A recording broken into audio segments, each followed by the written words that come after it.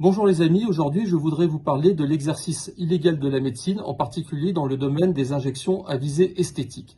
Dans mon service, le service de chirurgie plastique du CHU Henri Mondor, toutes les semaines nous recevons des débuts de complications comme celle-ci ou des vraies complications liées à des injections réalisées par des non-médecins, souvent dans des salons de beauté. Cela peut avoir des conséquences très graves, conduire à des nécroses et littéralement, par exemple, à la perte totale du nez. Donc cela va supposer ensuite des étapes de reconstruction itérative, chirurgicale, très difficiles et dont les résultats ne seront jamais parfaits.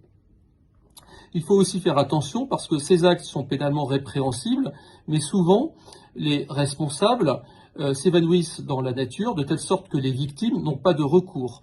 Parce que lorsqu'on est soigné par un médecin, le médecin est obligatoirement assuré.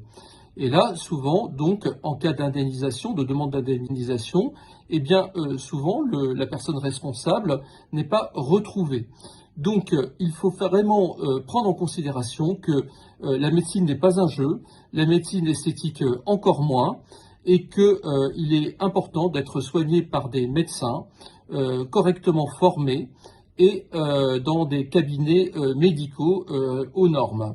C'est ce que cherche à souligner cette affiche un peu humoristique qui émane du syndicat des chirurgiens plasticiens.